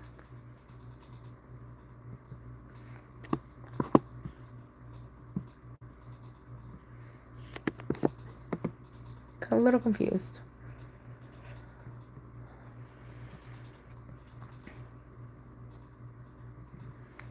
Okay, when Trump talks about implementing reciprocal tariffs, he's suggesting that the U.S. will match the tariff rate of the other countries. We know this. Yes, that's correct. In other countries charge a low tariff, only charge 1% on American goods. Under the reciprocal policy, he will only charge 1%. I understood that part. If other countries change their tariffs high, he will change it high. So basically, didn't he tell everybody that he was gonna do 25% to Canada, 25% to like Mexico or some shit like that? Now he's going back on his word and he's like, no. You know what? In reality, I'm not going to do that. I'm going to go ahead and charge you guys whatever you guys charge me. Like, did I understand that correctly? Is that really what's happening? That's crazy. I had to go to bed.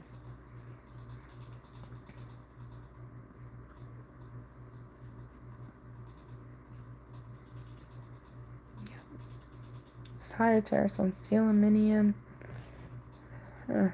That's crazy. So, original tariff announcement was what he was going to do to Mexico and Canada, and now he changed it to reciprocal tariff. And he shifted, because Trump's shift from a fixed high tariff to a reciprocal model might appear as a backtracking or inconsistency. However, it could also be seen as a strategic adjustment in response to the complexities of global trade dynamics and reactions. I don't think his intentions were ever to charge all that money in tariffs. I think it was just more to scare us. And he's like, don't worry, whatever Been they ripped do to off for us, decades we're by- going to do to them. And we will not let that happen any longer. What? Okay. Why didn't you just do that? Much has been said From the beginning. over the last 3 months about Mexico and Canada, but we have very large deficits with both of them. But even more importantly, they've allowed fentanyl to come into our country at levels never seen before, killing hundreds of thousands of our citizens and The very, very young, Canadian beautiful people, destroying families. minister Nobody's ever seen responded anything to like this. it. They are in effect receiving subsidies of hundreds of billions of dollars. We pay subsidies to Canada That is a lie. and to Mexico of hundreds of billions of dollars, and the United States will not be doing that any longer. We're not going to do it any longer. Thanks to our America First policies we're putting into place, we have had $1.7 trillion of new investment in America in just the past few weeks. The combination of the election Hurry up, I'm sorry. and our economic policies that people of SoftBank, one of the most brilliant anywhere in the world, announced a $200 billion investment. OpenAI and Oracle, Larry Ellison, announced $500 billion investment, which they wouldn't have done if Kamala had won. Apple announced $500 billion. I think And we were doing great, but Biden did not enforce it, and it hurt our farmers. But I'm over this, you guys. I'm tired. They're up and so we're going to find out what it is, and there's nobody better than Bobby and all of the people that are working with you. You have the best to figure out what is going on. Okay, Bobby, good luck. It's a very important job. Thank you. Thank you. Okay. And that's it. He's done or what? Thank you. My administration is also working to protect our children from toxic ideologies in our schools. A few years ago, January, Littlejohn and her husband discovered that their daughter's school had secretly socially transitioned their 13-year-old little girl. Teachers and administrators conspired to deceive January and her husband while encouraging her daughter to use a new name and pronouns. They, them pronoun, actually. All without telling January, who is here tonight and is now a courageous advocate against this form of child abuse. January, thank you. Thank you. Thank you very much. Is that true? Did that really happen? And was that child really a trans child? Because if the school finds out that my kid is a trans, I should be the first person notified. But if my kid is really a trans, and I like force them to dress up as the wrong gender they don't feel like, isn't that bad too? I don't fucking know. So crazy.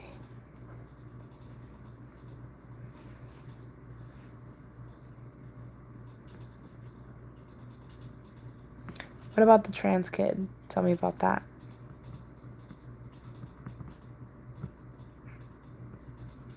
This AI tonight, I feel like everyone's using it to like do last minute homework. I'm gonna go to bed in like 5 minutes, y'all. January Little John Trans Child School is literally what the AI is. Little John is her name. Really, January Little John? January Little John is her fucking name? That's crazy.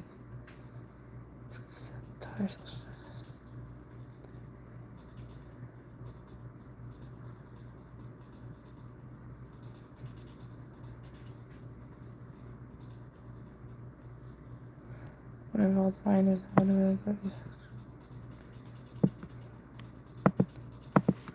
what happened to the child? Was it sent to like what is it, like the camp?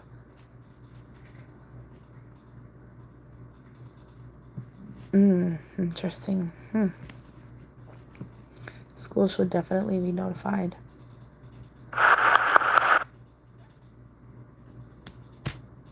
Thank you. Stories like this are why, shortly after taking office, I signed an executive order banning public schools from indoctrinating our children with transgender ideology. But they also should be educated on that. Because I feel like I also signed an order to cut off all always taxpayer been funding to here. any institution that engages in the sexual mutilation of our youth. And now I want Congress to pass a bill permanently banning and criminalizing sex changes on children and forever ending the lie that any child is trapped in the wrong body. This is a big lie. Squeeze against LGBTQ. And our message to every child in America is that you are perfect exactly the way God made you. Oh, fuck.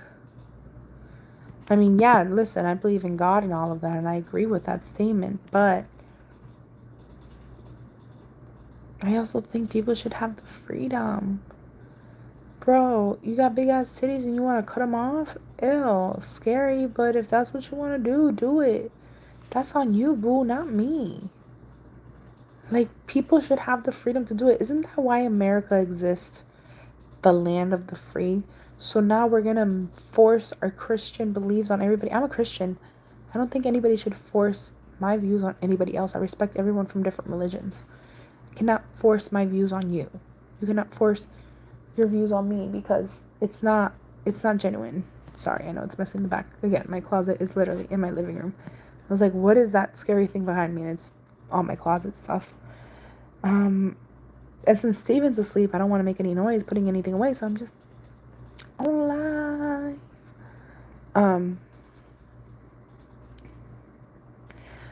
I don't know, bro. I don't know. This is so confusing because I don't agree with the little kids. Leave the children alone. That's the parents' information to deal with. The schools should have nothing to do about that. They shouldn't. Leave the kids alone with that. But if you are a 35-year-old man and you feel like you want breast implants, as a 35-year-old man, you're an adult and you know you're not mentally handicapped, or maybe you think you are, or you go figure yourself out in your life and decide you want boobs. Who am I to stop you from getting some titties, bro? Who am I to stop you? You feel me? But if you don't agree with that, then you should have all the right in the world as a 35-year-old man, if you don't agree with that men should wear boobs, to not get the surgery and allow somebody else that wants that surgery to have it, because what the fuck do you care? It doesn't affect your personal life. And you can still believe in Jesus Christ and be like, yeah, I don't condone that as a Christian for men to get titties, and leave it at that, not force people to not have that Because choice. we're getting wokeness out of our military, and it's already out, that make and it's sense? out of our society. We don't want it. Wokeness is trouble. what I Wokeness is think. bad. It's gone. It's gone. And we feel so much better for it, don't we? Don't we feel better? Our service members won't be activists and ideologues. They will be fighters and warriors. They will fight for our country. Congratulations. Secretary of Defense, congratulations. Gotta go to bed, you guys. I'm tired.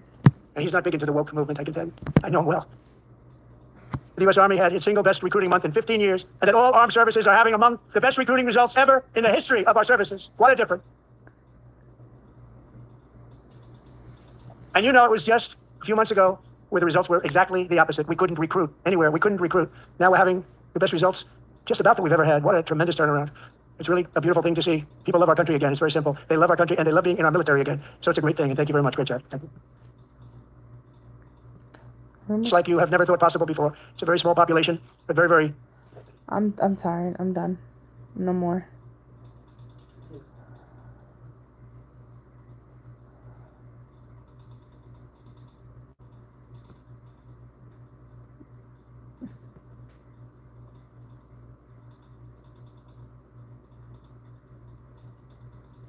But at more than an hour and 40 minutes, I would imagine that many of them are now ready to move on with the rest of their evening. That's how long we heard from the president tonight. Just about as long as some of his campaign speeches that I remember from being out on the trail. Not his longest ever, but definitely a lot of things discussed. This was the longest speech I heard from him that didn't end with YMCA, right? Like, this was a very long speech, a lot of words. And when you think about it, like, in these days, these speeches exist to be cut up on social media and reprocessed. So the length doesn't necessarily matter as much as it once did. But if you're watching this, this is an endurance contest for the lawmakers. And the Republicans, they wanted to keep that energy going. The Democrats wanted to show their opposition. Some people may have seen the Democrats holding up signs saying that the president was lying or not telling the truth. And that was kind of their effort to push back. We also saw Texas Congressman Al Green get removed very early on from the chamber in what was a largely symbolic protest, in which afterward he told reporters that he plans to work on articles of impeachment against Trump. And that's something that we have seen from Congressman Green in years past. I think in 2017, in President Trump's first term, again in 2019, he was still already introducing those articles of impeachment. So clearly a theme for him, but also something we can expect to see more of this time. And that's really a big takeaway. We are still a highly divided country.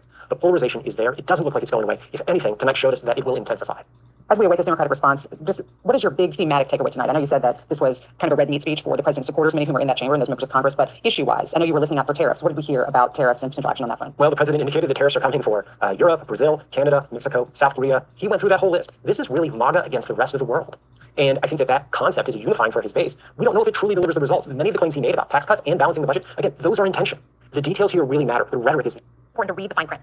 So, do his plans actually help Americans get ahead? Not even close. President Trump is trying to deliver an unprecedented giveaway to his billionaire friends. He's on the hunt to find trillions of dollars to pass along to the wealthiest in America. And to do that, he's going to make you pay in every part of your life. Grocery and home prices are going up, not down, and he hasn't laid out a credible plan to deal with either of those. His tariffs on allies like Canada will raise prices on energy, lumber, and cars, and start a trade war that will hurt manufacturing and farmers. Your premiums and prescriptions will cost more because the math on his proposals doesn't work without going after your healthcare. Meanwhile, for those keeping score, the national debt is going up, not down. And if he's not careful, he could walk us right into a recession. And one more thing. In order to pay for his plan, he could very well come after your retirement. The Social Security, Medicare, and VA benefits you worked your whole life to earn. The president claims he won't, but Elon Musk just called Social Security the biggest Ponzi scheme of all time. While we're on the subject of Elon Musk, is there anyone in America who is comfortable with him and his gang of 20-year-olds using their own computer servers to poke through your tax returns, your health information, and your bank accounts? No oversight, no protections against cyber attack, no guardrails on what they do with your private data. We need a more efficient government. You want to cut waste? I'll help you do it. But change doesn't need to be chaotic or make us less safe. The mindless firing of people who work to protect our nuclear weapons, keep our planes from crashing, and conduct the research that finds the cure for cancer, only to rehire them 2 days later? No CEO in America could do that without being summarily fired. Okay, so we talk national security. My whole career protecting our homeland, every country deserves to know who and what is coming across its border. Period. Democrats and Republicans should all be for that. Securing the border without actually fixing our broken immigration system is dealing with the symptom and not the disease. America is a nation of immigrants. We need a functional system key to the needs of our economy that allows vetted people to come and work here legally. So I look forward to the president's plan on that. Because here's the thing. Today's world is deeply interconnected. Migration, cyber threats, AI, environmental destruction, terrorism. One nation cannot face these issues alone. We need friends in all corners, and our safety depends on it. President Trump loves to say peace through strength. That's actually a line he stole from Ronald Reagan. But let me tell you, after the spectacle that just took place in the Oval Office last week, Reagan must be rolling in his grave. We all want an end to the war in Ukraine, but Reagan understood that true strength required America to combine our military and economic might with moral clarity. And that scene in the Oval Office wasn't just a bad episode of reality TV. It summed up Trump's whole approach to the world. He believes in cozying up to dictators like Vladimir Putin and kicking our friends like the Panic Canadians in the teeth. He sees American leadership as merely a series of relationships. As a Cold War kid, I'm thankful it was Reagan and not Trump in office in the 1980s. Trump would have lost us the Cold War. Donald Trump's actions suggest that in his heart, he doesn't believe we're an exceptional nation. He clearly doesn't think we should lead the world. Look, America is not perfect, but I stand with the majority of Americans who believe we are still exceptional, unparalleled. And I would rather have American leadership over Chinese or Russian leadership any day of the week. Because for generations, America has offered something better. Our security and our prosperity, yes, but our democracy, our very system of government, has been the aspiration of the world. And right now, it's at risk. It's at risk when the president decides you can pick and choose what rules you want to follow, when he ignores court orders and the Constitution itself, or when elected leaders stand by and just let it happen. But it's also at risk when the president pits Do you guys agree with everything she's saying? Is it fact or fiction? Against each other, when he demonizes those who are different and tells certain people they shouldn't be included. Because America is not just a patch of land between two oceans. We are more than that. Generations have fought and died to secure the fundamental rights that define us. Those rights and the fight for them make us who we are. We're a nation of strivers, risk takers, innovators, and we are no... Okay, you guys, this was a very interesting live.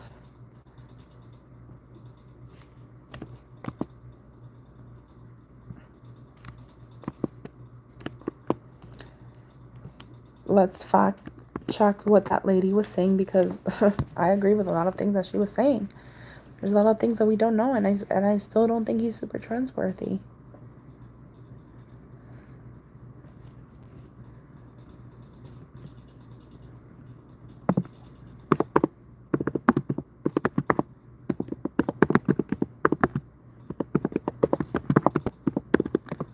Didn't answer about the other stuff. I'm gonna go to bed in 2 seconds, you guys.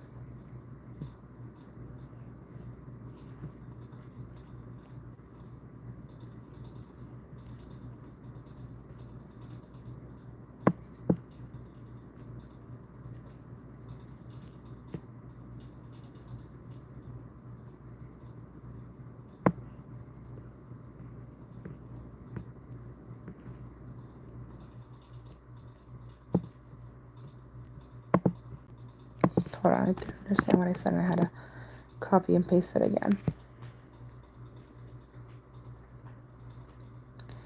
Okay, tariffs and economic impact. The claims that tariff on Canada would start a trade war. Yes, we know that. Social Security and Medicaid. The notion that Social Security is a Ponzi scheme has been a controversial statement made by some critics, but is misleading.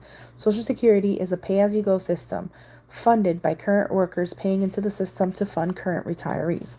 Calling it a Ponzi scheme is politicizing comparison threats to cut Social Security or Medicare to fund other policies to reduce debt has been politically contentious and faced strong public opposition. So basically, he's lying about that.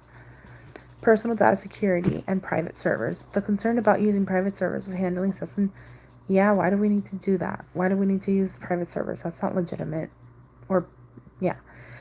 The statement about needing a functional immigration system that allows better people to work legally in the U.S. addresses a widely recognized need for immigration reform. Most agree that the securing the borders without fixing the border immigration system threats only symptoms, not the underlying issues.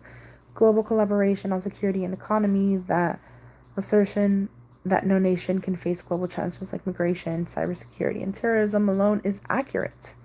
Wow, she wasn't lying. She was stating facts on there.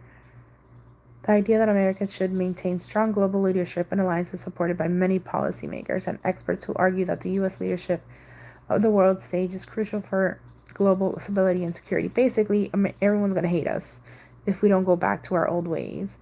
And, yeah, we're fucked because basically being the #1 country in the world is just a popularity contest. It's pretty much exactly what it is. Government and military efficiency claims about increasing efficiency in government and military by removing bureaucracy can be double-edged while reducing unnecessary bureaucracy is whatever, you know the word I'm trying to say. Bureaucracy. Fuck. Bureaucracy. I know how to say that word. Bureaucracy. That's wrong. I'm just tired. Can be double-edged while reducing unnecessary bureaucracy. No, it's called bureaucracy. Whatever. Is generally supported. There needs to be a balance to ensure that critical functions like national defense and public safety maintain their integrity and effectiveness. I know, Carl. What the fuck? Sorry, I'm like bureaucracy. Each of these issues is complex and often politicized. I gotta go to bed. And varying options or opinions on the best approaches, whether you agree or disagree with the position, depending on individuals' perspective on governance. So all this shit is options. Like, this is crazy. So crazy. But anyways, you guys, thank you guys so much for staying in my life so long. I love y'all. Good. I'm glad it made you laugh. All right, guys. Have a great night. Thank you for staying up with me. What a shit show of a video, but I think I learned a lot and nothing at all. Good night.